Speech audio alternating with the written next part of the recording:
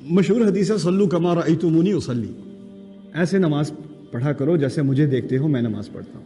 اس سے لوگ کیا مفہوم نکالتے ہیں؟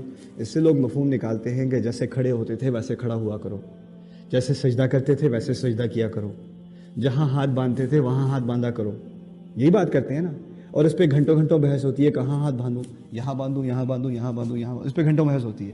دیکھو جب رسول صلی اللہ علیہ وسلم نے کہا جیسے میں نماز پڑھتا ہوں ویسے پڑھا کرو، کبھی سوچا صحابہ کے ہاں اختلاف تھا کہاں ہاتھ رکھیں؟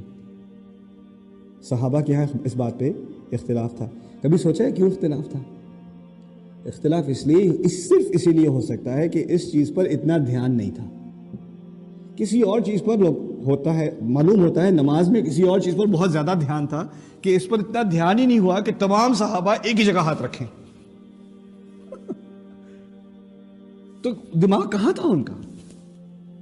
اصل مقصد نماز کا کیا ہے؟ انسان اللہ تعالیٰ کے ساتھ دل لگائے، دنیا کو بھول جائے، جو کلام سنایا جا رہا ہے اللہ تعالیٰ کی طرف سے اس کی دنیا میں گم جائے، یہ مقصد ہے۔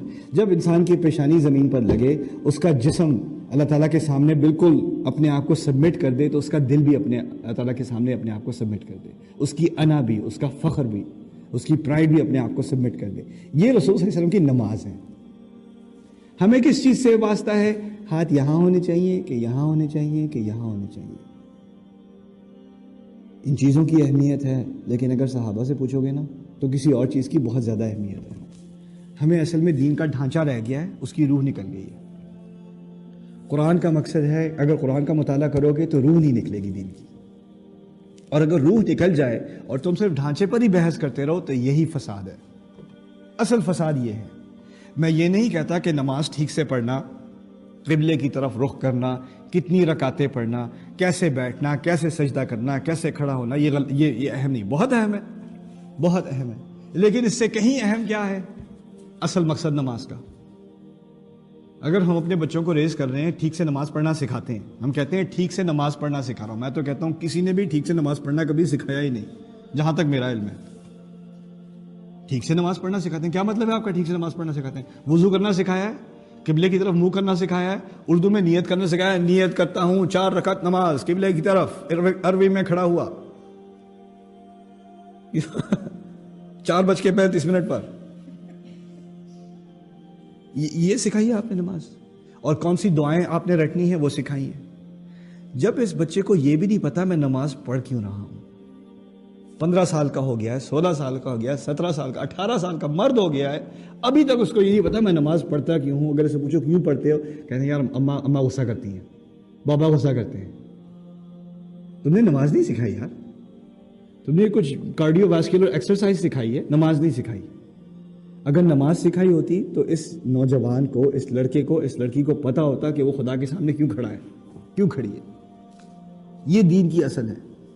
اس کے علاوہ اور چیزوں پہ سارا زور، اور جو اصل ہے آخری جو فساد ہے میں آپ کے سامنے رکھ دوں، کیا فساد ہے؟ ہمارے ہاں کلچر میں بچوں کو ایک دفعہ قرآن ضرور ختم کرانا چاہیے، قرآن کا ختم کرانا چاہیے۔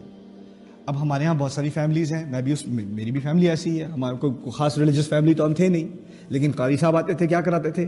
ناظرہ کراتے تھے قرآن کا، جلدی جلدی 1 سے 12 مکمل کرو، 30 نشستوں میں قرآن پورا ہو جائے گا، چلو بچے کا قرآن ختم ہوا، پارٹی کرو، کچھ تحفے دو ادھر ادھر، اور ہمارا قرآن سے تعلق مکمل ہو چکا، ہم گریجویٹ ہو چکے قرآن سے۔ اب باقی تمہیں کچھ نماز کے لیے کچھ چھوٹی موٹی صورتیں یاد کر لو، تمہارا اللہ خیر صلاح، تمہارا معاملہ طے ہو چکا ہے، تمہارا اسلام فارغ ہو گیا، گریجویٹ ہو چکے ہو۔ اس سے زیادہ کچھ سیکھنے کی کوشش کرو گے تو تم تو مولوی ہو گئے ہو یار، مولوی بننے کی تمہیں کیا ضرورت ہے؟ ملا کیوں بن رہے ہو؟ کس نے تمہارے دماغ میں باتیں بھری ہیں؟ آرام سے رہو، کوئی ضرورت نہیں ہے اور کچھ سیکھنے کی۔ رسول صلی اللہ علیہ وسلم نے جو قربانیاں دی ہیں، جو جا کر جو قریش جو ہے وہ مارنے کو آ گئے ہیں، مرنے کو مارنے کو آ گئے ہیں، کس وجہ سے؟ اس قرآن کی وجہ سے۔ اس قرآن میں اتنی قوت تھی، اس کا وہ جواب الفاظ سے نہیں دے سکتے تھے، مارنے کو تیار تھے، مرنے کو تیار تھے۔ اور یہ وہی قرآن ہے جس کے بارے میں ہم مسلمان کہہ رہے ہیں یہ تو پتہ ہے یار، یہ کیا چیز ہے، مجھے تو پتہ ہے، اس میں بس 1-2 کہانیاں ہیں، کچھ حلال حرام کی بات ہے، اور کیا ہے، یہ تو پتہ ہے ہمیں۔ کتنا انڈر ایسٹیمیٹ مسلمان اس قرآن کو کرتا ہے، وہ کافر بھی نہیں کرتا تھا اس وقت کا۔ وہاں رسول کے زمانے میں تو کافروں کے قصے، صلی اللہ علیہ وسلم ان کے زمانے میں تو کافروں کے قصے ملتے ہیں، قرآن سنتے ہیں اور سجدے میں گر جاتے ہیں، رونا شروع کر دیتے ہیں، کافر کافر۔ اب مسلمان کو دیکھو قرآن سنتا ہے تو کیا ہوتا ہے؟ کچھ بھی نہیں ہوتا۔ لو صفت القلوب ما شبعت من کتاب اللہ، عثمان رضی اللہ تعالیٰ عنہ کہا کرتے تھے اگر دل صاف ہوتے تو قرآن سے کبھی دل نہ بھرتا، اللہ کی کتاب سے دل نہ بھرتا، اگر دل صاف ہوتے تو۔ یہ میں یہ سب باتیں اکٹھی اس لیے کر رہا ہوں کہ قرآن کے مطالعے کا اصل مقصد علم نہیں ہے، قرآن کے مطالعے کا اصل مقصد ہے اس امت کی جو ایک جسم رہ گیا اور روح نکل چکی ہے، اس روح کو دوبارہ واپس ڈالنے کے لیے روحا من امرنا، اس قرآن کے الفاظ میں سے، اس کے ناموں میں سے ہے، یہ ایک روح ہے اللہ تعالیٰ کی طرف سے۔ اس امت میں دوبارہ روح ڈالنی ہے تو قرآن کو دوبارہ انٹروڈیوس کرانا پڑے گا، قرآن کو دوبارہ ٹائم دینا پڑے گا، اس کو دوبارہ پرائیورٹی دینی پڑے گی۔ جب تک وہ نہیں دو گے کچھ نہیں ہونا، کچھ بھی نہیں ہونا۔ وہی فرقہ بازی چلتی رہے گی، وہی ایک دوسرے سے نفرت، وہی حلال حرام کے فتوے تم پوچھتے رہو گے ایک دوسرے سے، گھنٹوں گھنٹوں اسی پہ بحث ہوتی رہے گی، لاٹو مشین پہ فتوے پوچھو گے، پھر لکر پہ فتوے پوچھنے، پھر اس کے بعد جو دین کا اصل مقصد ہے، انسان کا مقصد ان چیزوں سے بہت زیادہ اعلیٰ چیز ہے۔ اللہ تعالیٰ نے ہمیں اس دنیا میں ڈالا ہے، اس امت کو اس دنیا میں ڈالا ہے بہت اعلیٰ کام کے لیے، اور وہ اعلیٰ کام ہمیں ہمارے دل تک، اندر تک تب تک نہیں گھسے گا جب تک یہ کلام ہمارے اندر نہیں جائے گا، جب تک یہ اندر نہیں جائے گا۔ یہ مقصد ہے قرآن پڑھنے کا۔